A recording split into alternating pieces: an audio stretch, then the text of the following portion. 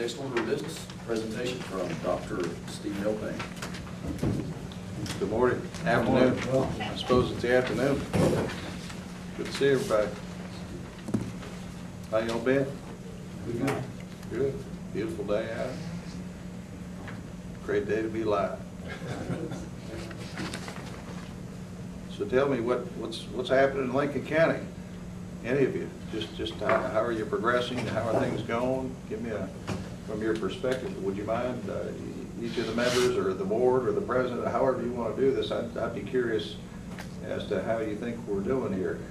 I say we are doing here. I consider me part of that. So We'll start down the. I'm gonna go ahead and start. Let's just go around the One of the table. advantages or disadvantages, Dr. Payne, depending on the end here.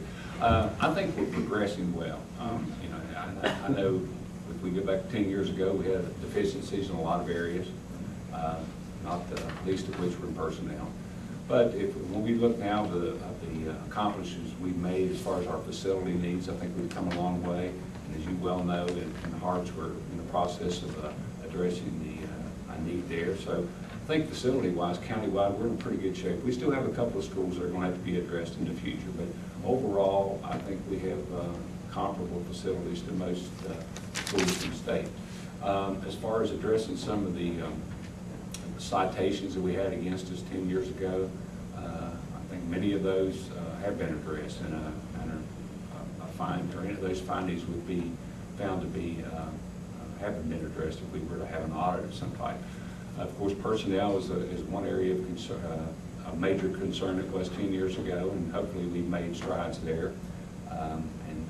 With Mrs. Lucas here now over that, and I know she works diligently in it each day, and hopefully we'll be able to continue it. So I think overall, I think we've come quite a ways. We're certainly not where we need to be. You know, we have goals. nobody ever is, are they? Absolutely, and you know, we still want to address them at the high school level. You know, our graduation rate, some of those things are still deficient. We still have some test score related things, but I think we're moving along with like making progress in those areas. Since you brought up academics, you're one of the most improved counties in the state. I believe you're in the top 10 of the improved counties in the state, so I really appreciate your work there.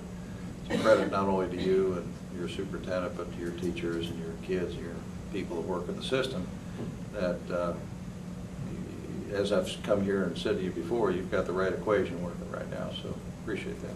Well, it seems like we have, you know, you have to have some type of structured curriculum and have goals, and I think Mr. Roach is, along with some of his predecessors, have set us on the right track there, and he tries, and we try to urge him to keep us in track there. Dr. Martin. Well, as you mentioned, we have improved academically, but we still have schools that have not achieved AYP. And I think that should be our main goal. And I think our schools are working very hard to do that. And I know there's lots of variables, and some even may be out of our control, but that should be our top goal. And so, I'm proud of our schools. They work very hard. And I'm encouraged that 2/3 of our school administrators are female. And that's a real turnaround on what they used to be. Well, That's now, I'm not going to encouraging. comment on that. Well, I think it's important. I think that's wonderful, but if you'd have told me the other, I'd have thought that was wonderful too. So how's that for a Well, for many years, it was apolitical exactly statement? the opposite. For many years, it was exactly the opposite. I'm also You appreciative. know, actually, that's a trend I think that's happening throughout the state and throughout the nation. I think so. What about the trend for male teachers? How's that? I haven't seen the research on it. I don't know. I don't know. I'd say it's probably, just judging from the schools that I go into, it's probably not much different than it was back when you were working. Probably not. I'm encouraged in that Mr. Roach has kept on track to improve chief. And I think I'm very impressed with that. You've never let go of that goal. You've always gone toward that. And I think the board has too. And I think the board's working well together. And we have some good board members. Glad to hear that. It's good. And I'm encouraged. And we've had an increase in student enrollment for the past few years. Well, good. So that's always encouraging and helpful financially. That's great. Yeah. Was that primarily through pre-K or just otherwise? I would think it's Mrs. Coleman's here. She could answer that question. I think pre-K has contributed to that, but we have seen some enrollment jumps in other grade levels as well, especially in the West Hamlin area. Is that Mr. King is Good principal afternoon. there. West Yes. Hamlin, you say? Okay. Looks like about 2/3 of the students, I mean, and just looking at numbers, about 2/3 of the kindergarten enrollment is in preschool.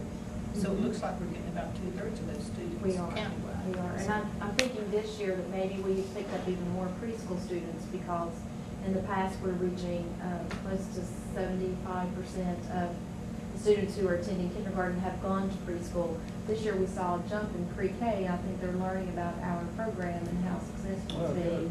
good. And we actually added a classroom at the last minute at West Hamlin Elementary, so Great. that was 20 extra students that we could add to our Fabulous. enrollment. One comment, Don, about, and members of the board, Superintendent Roche, I can be informal enough to call you Donna. I suppose I've known you as Donna, I'm sorry.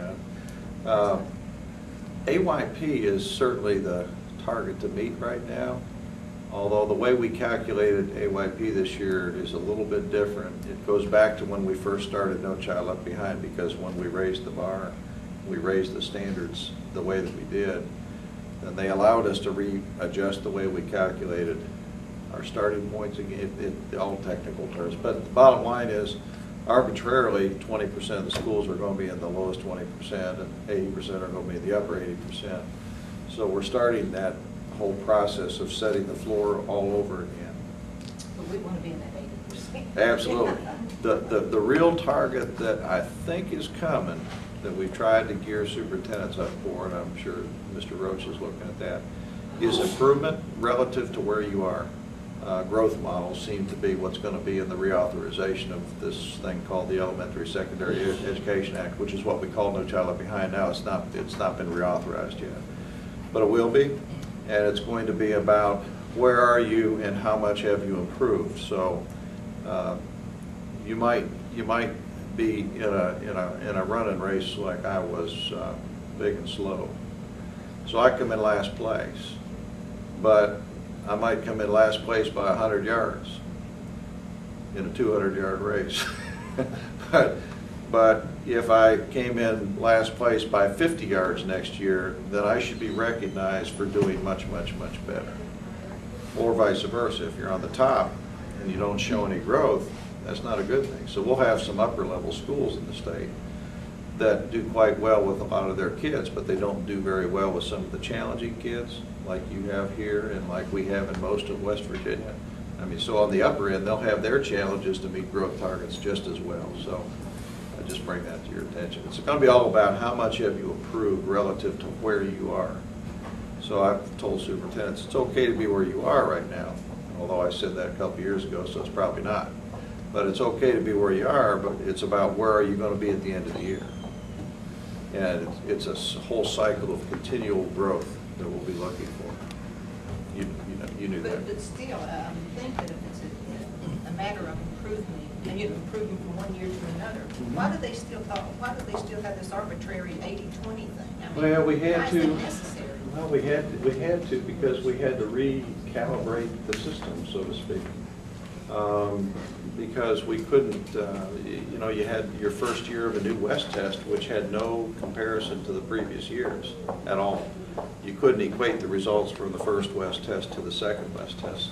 So in talking with psychometricians and so forth, we talked to the U.S. Department of Ed officials, and they said really the best way that we can see you starting is to start again, just like we suggested, because we had our research people do that do all those calculations. So it's a new test, new standards, new norms, new thresholds, new cut scores, and new content. So you have to start someplace based on the current federal law. So The requirement is a federal requirement. of Oh, 80-20. absolutely. I'm sorry. Yeah, I should have said that up front. It's a federal requirement when you started No Child Left Behind in 2002 that you arbitrarily, to start the very first year, you had to have a place to start for all schools and their designations. So they arbitrarily said that in the first year, you rank order your schools in terms of student achievement, elementary, middle, and high school. You count from the bottom up 20%, they don't meet JYP. The other 80% do.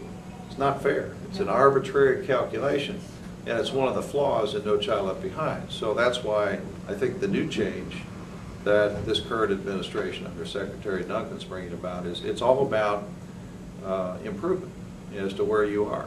You know, it's what we expect out of kids.